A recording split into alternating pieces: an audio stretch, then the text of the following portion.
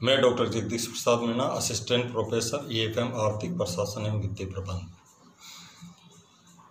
विद्यार्थियों, आज अध्ययन करेंगे बीकॉम पार्ट सेकंड का जो फर्स्ट पेपर है, राजस्थान में आर्थिक पर्यावरण। उसमें आज राजस्थान में जनसंख्या आकार एवं वृद्धि दर, व्यावसायिक वितरण, मानवीय संसाधन विकास विषय के टॉपिक पर अध्ययन करेंगे। राजस्थान में जनसंख्या का आकार एवं वृद्धि दर। किसी भी प्रदेश के विकास का मुख्य आधार वहाँ की जनसंख्या है, क्योंकि प्रदेश में उपलब्ध प्राकृतिक संसाधनों का उपयोग मानव शक्ति के माध्यम से ही किया जाता है। मानवीय संसाधनों की मात्रा एवं गुणदोषों का ही पर्याप्त महत्व है। किसी प्रदेश के विकास के लिए मानवीय संसाधनों में इन दोनों ही तत्वों का उचित संतुलन आवश्यक होता है।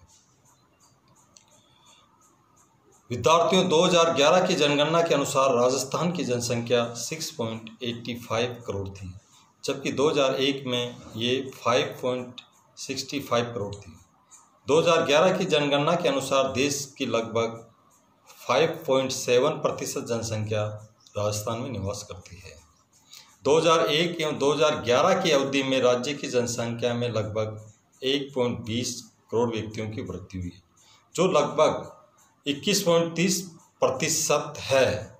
इस अवधि में भारत की जनसंख्या में 17.7% की वृद्धि दर्ज की गई।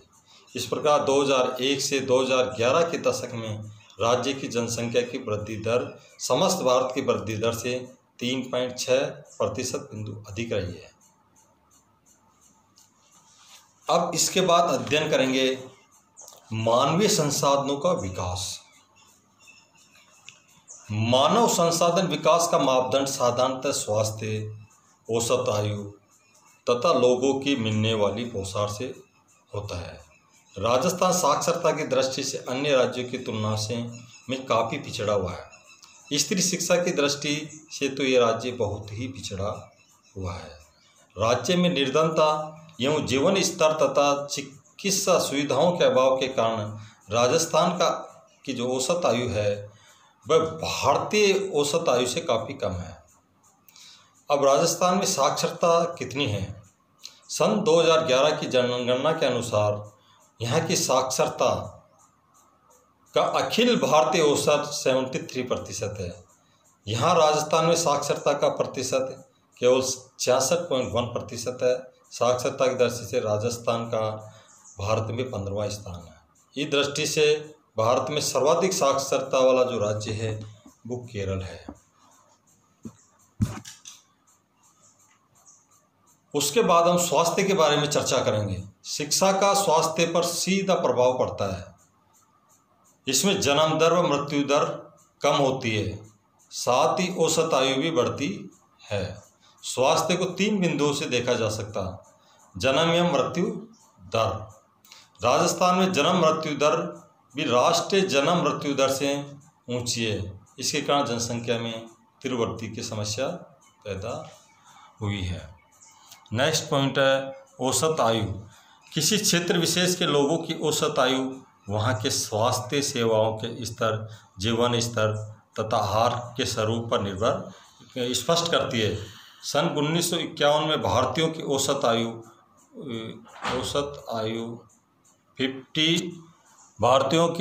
आयु 32 वर्ष थी, लेकिन भारत में स्वास्थ्य सेवाओं के विकास और जीवन स्तर में सुधार हुआ है, जिसके कारण इसका समुचित विकास संभव होता है। नेक्स्ट पॉइंट है पोषाहार। राजस्थान सरकार द्वारा विभिन्न योजनाओं के द्वारा जनता को स्वास्थ्य तथा उपयुक्त पोषाहार प्रदान करने का प्रयास कर रही है। राजस्थान में निर्धनता, बेरोजगारी एवं निम्न जीवन स्तर के कारण जनता को पौष्टिक आहार कम उपलब्ध हो पाता है।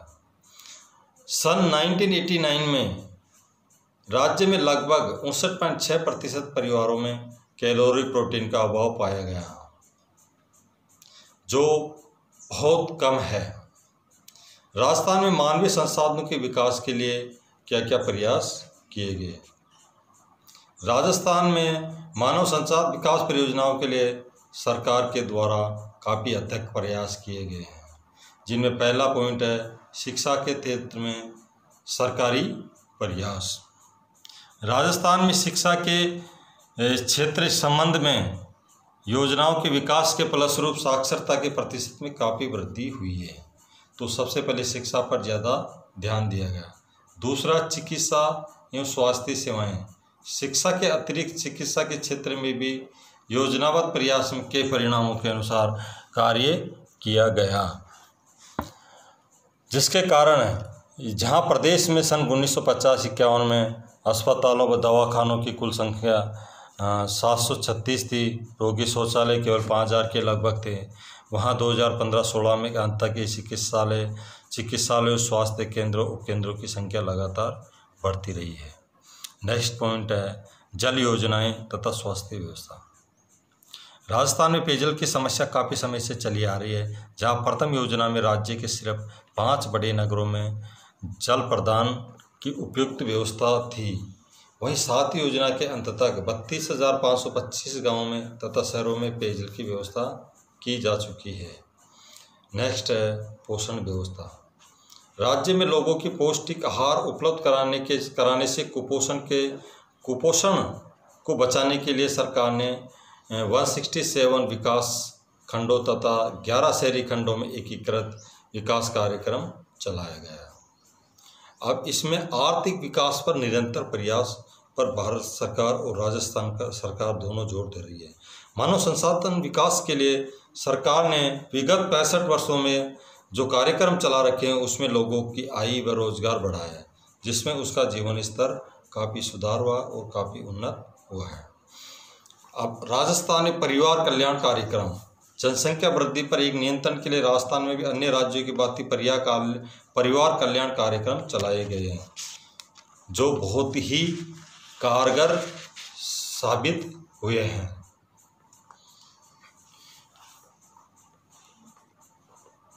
गंभीर बीमारियों के नियंत्रण के लिए टीकाकरण कार्यक्रम चलाए जा रहे हैं। राज्य में जननी सुरक्षा योजना, मातृत्व एवं शिशु स्वास्थ्य पोषाहार, राष्ट्रीय स्वास्थ्य मिशन, आशा सहयोगिनी, जननी एक्सप्रेस, 108 एम्बुलेंस आदि अनेक योजनाएं चलाई जा रही है। अब है राष्ट्रीय स्वास्थ्य मिशन NHM। ये योजना 2015-16 में प्रारंभ की गई थी। राष्ट्रीय स्वास्थ्य मिशन व्यक्ति, घरेलू, सामुदायिक तथा स्वास्थ्य प्रणाली के समीक्षकों के स्तर पर श्रृंखला के माध्यम से प्रभावी स्वास्थ्य के प्रावधानों को सुनिश्चित करने के लिए एक राष्ट्रीय प्रयास है। इस मिशन के मुख्य उद्देश्य थे शिशु मृत्यु दर और मातृत्व मृत्यु दर में कमी लाना। नेक्स्ट है स्वास्थ्य सेवाओं को प्रभावित करने वाले अन्य कारकों, विशेषकर महिलाओं के बच्चों में स्वास्थ्य के लिए जैसे स्वच्छता, पानी, टीकाकरण, पोषण इत्यादि सेवाओं की जगह उपलब्ध कराना है। स्थानीय महामारियों सहित कार्यक्रम एवं असंक्रामक रोगों की रोकथाम एवं निवारण के लिए कार्य करता है। समेकित प्राथमिक चिकित्सा तक पहुंच की जाती है। NHM के प्रमुख कार्यक्रम। NHM की योजना का इनके उद्देश्य की प्राप्ति का निम्न कार्यक्रम प्रारंभ किए गए। NRHM एवं RMHPH+A। दूसरा, राष्ट्रीय रोग नियंत्रण कार्यक्रम। चोट व आघात सहित गैर संचार रोग कार्यक्रम, बुनियादी रखरखाव, जिसके कारण इसका विकास संभव हुआ। नेक्स्ट है आशा सहयोगिनी। राष्ट्रीय ग्रामीण स्वास्थ्य मिशन 2005 की स्थापना के बाद से मान्यता प्राप्त सामाजिक कार्यकर्ता NRHM गतिविधियों के क्रियान्वयन में एक महत्वपूर्ण भूमिका निभाई है। आशा कार्यक्रम समुदाय प्रक्रिया हस्तक्षेप की एक प्रमुख घटक के रूप में पहचान हुई है। इन 8 वर्षों की अवधि में कार्यक्रम दुनिया के सबसे बड़े सामुदायिक स्वास्थ्य कार्यकर्ता के रूप में विकसित हुआ है, जिसके द्वारा स्वास्थ्य में लोगों की भागीदारी को बढ़ाने के लिए एक महत्वपूर्ण योगदान माना जाता है। आशा सहयोगिनी की भूमिका एवं उत्तरदायित्व स्वास्थ्य देखभाल एवं फैसिलिटी के कार्य स्वास्थ्य कार्यकर्ता के साथ मिलकर चिकित्सीय सुविधाएं उपलब्ध करवाना है। ये स्वास्थ्य विभाग एवं महिला एवं बाल विकास एवं प्रशासनिक कार्यों में समन्वय का कार्य करती है। राष्ट्रीय रोग निवारण कार्यक्रम मलेरिया, टीबी, संस्थागत प्रसव अन्य स्वास्थ्य कार्यों के सहयोग प्रदान करती है। आशा का समुदाय के विभिन्न सेवाएं प्रदान की जाती है। नेक्स्ट है जननी एक्सप्रेस। योजनांतर्गत 700 जननी एक्सप्रेस वाहनों के आवंटन चिकित्सा संस्थान द्वारा किया गया है, जिसमें कि 2 प्रांतीय सेवा केंद्र में निःशुल्क परिवार तथा उपलब्ध कराता है।